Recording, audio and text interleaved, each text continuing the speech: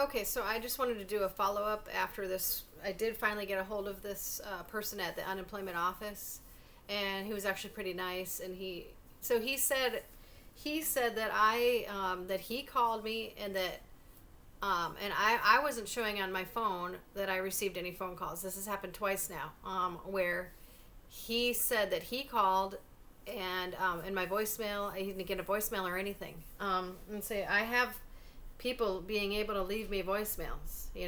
My phone, my voicemail is working. This is just from yesterday. You know, um, I mean, there's nothing wrong with my voicemail. I got a voicemail yesterday. I've been getting voicemails.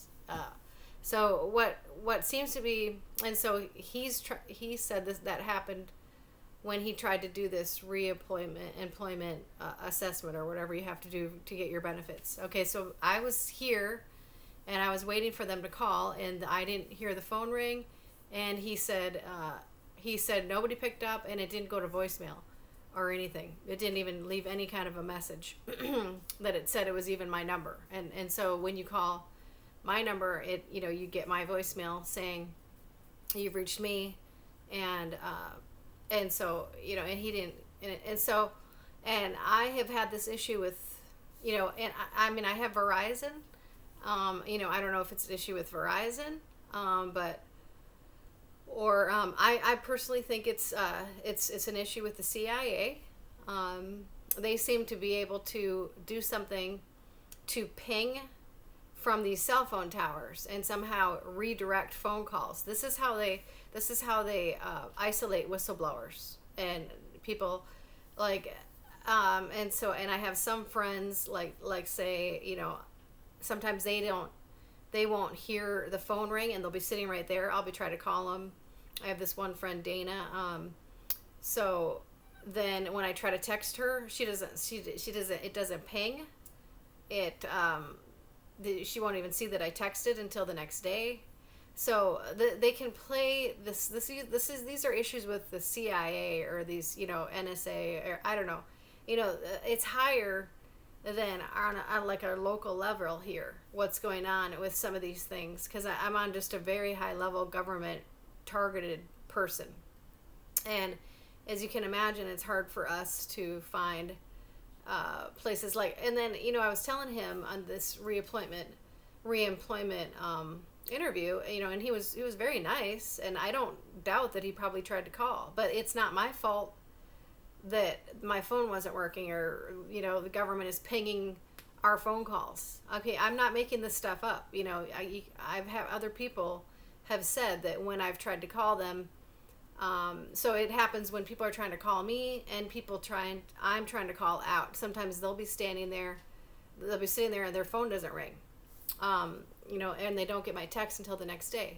So there's something going on with the cell phone towers or something where they can ping your call. And this has happened to me with customer service as well. Like, say I'll try to call a customer service number and it'll ping to some other number that I didn't even call, in some other place that I wasn't even calling. And then, I have a hard time getting a hold of a real customer service person, getting anybody real on the phone.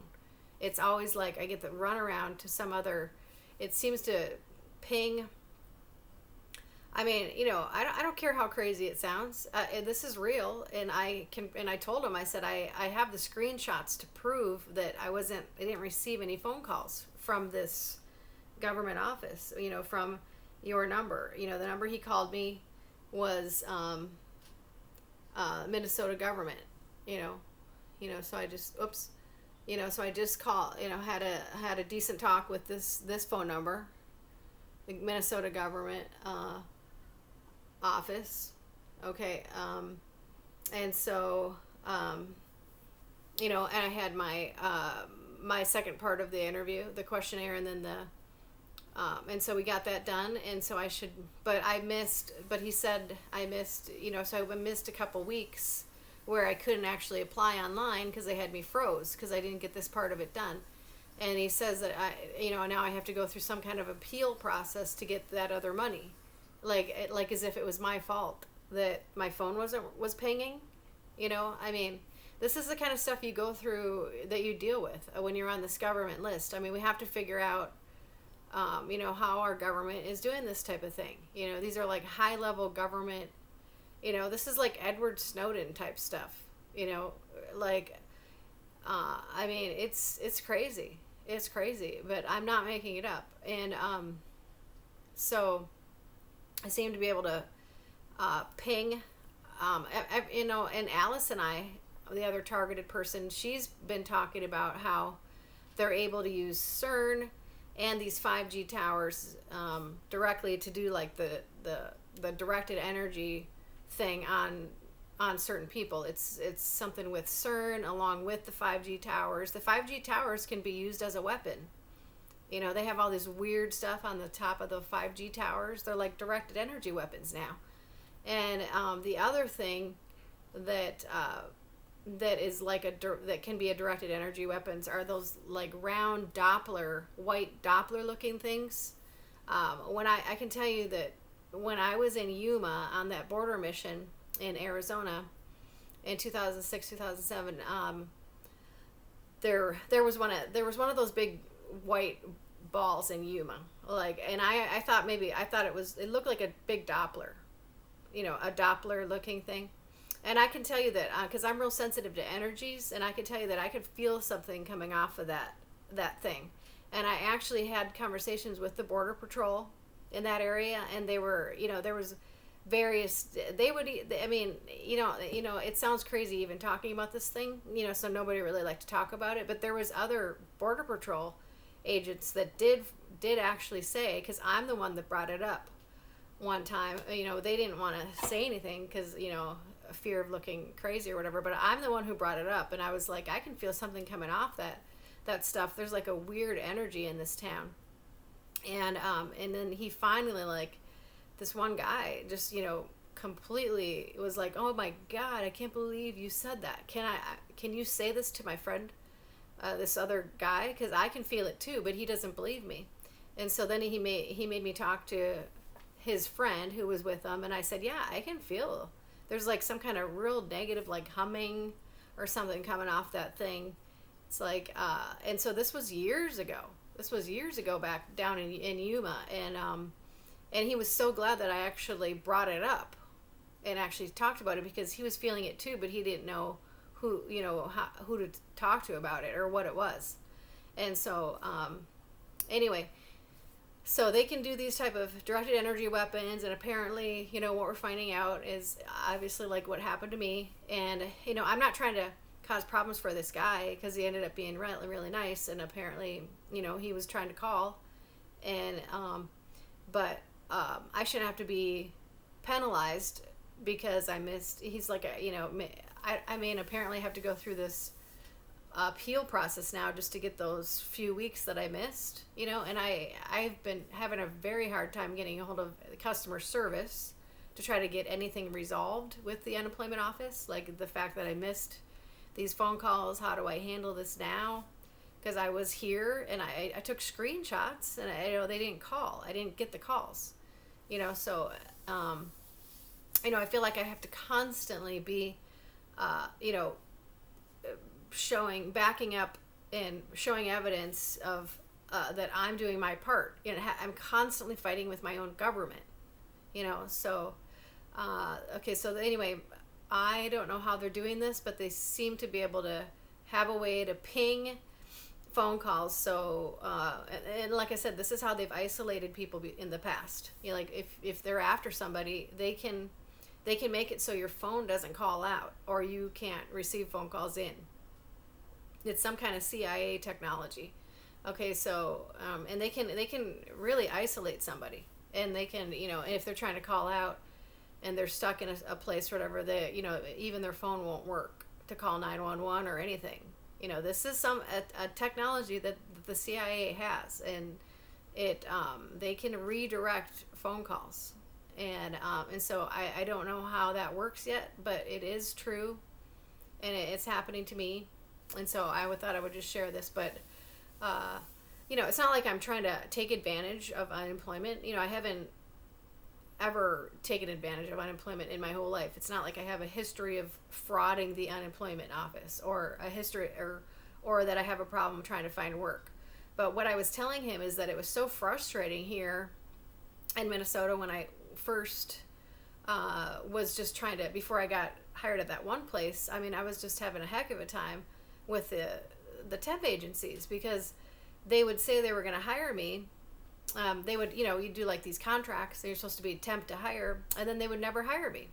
And they, I felt like I was just constantly just being used for my labor, but not ever promised hired. I was never, they would never hire me like they said they were. So I felt like I was just getting the runaround and just used for my labor. But and so that went on literally, for a long time here, and it's happened to other people too. Just will use you for labor, but then they don't have to promise you the job, because this dumb law that passed here, I guess in 2012 or something. It didn't just pass here; it passed apparently in every state. Has this one now at will, where they can fire you or not hire you, or whatever. I mean, I'm sorry, but that law needs to be redacted. Why would anybody bother going to college or going to a trade school or anything if there's this law that says employer doesn't have to, even if you have the most skills out of any applicant, they don't have to hire you, because it's at will. It's like basically they can get away with being abusive. It gives the employers a lot of leeway to be extremely abusive and discriminating, and that is what they're doing. They're being extremely abusive and discriminating with this at-will law. And so anyway, it was so frustrating for me. It's not like I have any problem working, or it's not like I have any kind of history of frauding the government.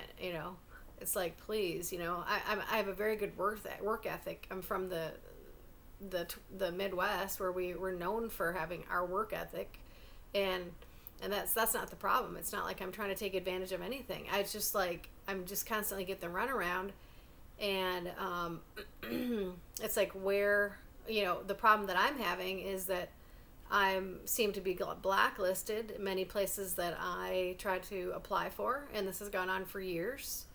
And I didn't do anything wrong. I reported a legitimate crime years ago at a military base, but I'm on this list.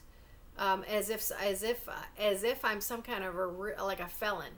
Now I know how like the felons feel. Like we're on this list where you just can't get ahead. They just won't let you get ahead. You're on some kind of list. They make it really hard for people that do legitimately want to try to get their life back in line. Like if you're, get out of jail or something, and they make it so hard if you have a felony or something, like you make one mistake in your life, and you have to pay for it the rest of your life trying to get back on track. Now I know how they feel. This is just like, this workforce is just ridiculous. It's like they're constantly just discriminating and abusing their authority in these workplaces. And so anyway, I just thought I would do a follow-up on that phone call.